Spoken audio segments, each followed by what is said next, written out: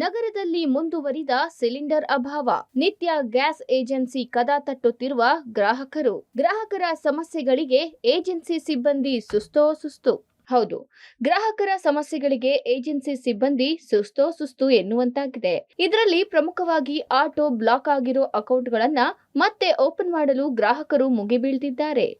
1 ವರ್ಷದಿಂದ ಯಾವ್ಯಾವುದೋ ಕಾರಣಕ್ಕೆ cylinder book ಮಾಡದೇ ಇದ್ದ ಅಕೌಂಟ್ಗಳು ಆಟೋ ಬ್ಲಾಕ್ ಆಗಿವೆ.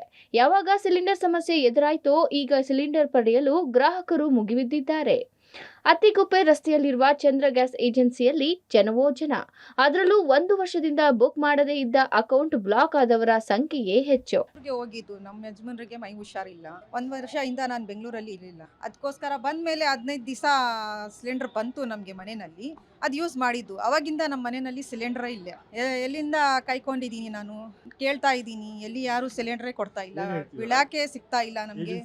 ಅದು ಹೇಳಿದ್ದು ಬುಕ್ ಮಾಡಿ ನೀವು, ಇಲ್ಲ ಈಗಲೇ ಬಂದಿರೋದು. ನಾನು ಈಗ ಏನು ಹೇಳಿಲ್ಲ, ನಾನು ಕೇಳಕ್ಕೆ ಬಂದಿದ್ದೀನಿ, ತಕೊಂಡೇ ಇಲ್ಲ ನಾನು. ಇನ್ನು ಈ ರೀತಿ ಬ್ಲಾಕ್ ಮಾಡಿರುವ ಅಕೌಂಟ್ ಮತ್ತೆ ಗ್ಯಾಸ್ ಬುಕ್ ಮಾಡಬೇಕು ಅಂದ್ರೆ ಹೊಸದಾಗಿ KYC ಮಾಡಿಸಿ ಅಕೌಂಟ್ ಓಪನ್ ಮಾಡಬೇಕು.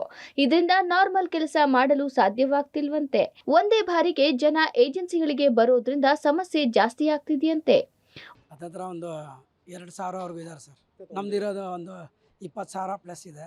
ಅದರಲ್ಲಿ ಒಂದು 1,000 ಜನ 2,000 ಜನ ಏನು ಮಾಡ್ತಾರೆ ಅಂದರೆ, ಕೆಲವರು ಏನಂದರೆ ಅವರ ಮನೆಗಳಲ್ಲಿ ಇರ್ತವೆ. ಆಮೇಲೆ ಹೆಂಡತಿ ಹೆಸರಲ್ಲಿ ಇರ್ಬೋದು, ಅವರ ತಂದೆ ತಾಯಿ ಬೇರೆ ಹೆಸರಲ್ಲಿ ತೊಗೊಂಡಿರ್ತಾರೆ. ಕೆಲವೊಂದು ಸಾರಿ ಅವ್ರಿಗೇನೋ ಕಾರ್ಯಕ್ರಮ ಏನೋ ಪ್ರಾಬ್ಲಮ್ ಇರ್ತದೆ, ಊರುಗಳು ತುಂಬ ಜನ ಊರುಗಳಿಗೆ ಹೋಗ್ಬಿಟ್ಟಿದ್ದಾರೆ ಸರ್. ಈಗ ಅವರೆಲ್ಲ ಊರಿಂದ ವಾಪಸ್ ಬಂದು ನಮಗೆ ಇವಾಗ ಬಂದವರಿಗೆಲ್ಲ ನೀವೇ ನೋಡ್ತಿದ್ದೀರಲ್ಲ, ನಾವು KYC ಮಾಡಿ ಆನ್ ಮಾಡ್ತೀವಿ ಸರ್. ಈಗ ಮೊನ್ನೆ ಒಂದು 7ನೇ ತಾರೀಕಿಂದನೇ ಸ್ಟಾರ್ಟ್ ಆಗಿದೆ. ಅದಕ್ಕೆ ಮೊದಲು ನಾವು ತುಂಬ ಜನಕ್ಕೆ ಫೋನ್ ಮಾಡಿದ್ದೀವಿ, ಬನ್ನಿ ಯಾಕೆ ತಗೋತಾ ಇಲ್ಲ ಅಂತ. ಅದಕ್ಕೆ ದಾಖಲೆ ಇದೆ, ನಾವು ರೆಕಾರ್ಡ್ ಕೂಡ ಇಟ್ಕೊಂಡಿದ್ದೀವಿ ಅದ್ರ ಬಗ್ಗೆ. ಅವರಿಗೆ ಫೋನ್ ಮಾಡಿದ್ರು ರೆಸ್ಪಾಂಡೇ ಮಾಡ್ತಿರ್ಲಿಲ್ಲ. ಒಟ್ಟಾರೆ gas cylinder booking, auto block, booking cancel, ಜನರ ಪರದಾಟ ಹೀಗೆ ಯಾವುದನ್ನು ಊಹೆ ಸಹ ಮಾಡಿರಲಿಲ್ಲ. ಈಗ ಎಲ್ಲವನ್ನೂ ಅನುಭವಿಸುವಂತಾಗಿದೆ. ಈ ಸ್ಥಿತಿ ಯಾವಾಗ ಸರಿ ಹೋಗುತ್ತೋ ಏನು ಅಂತಿದ್ದಾರೆ ಸಾರ್ವಜನಿಕರು.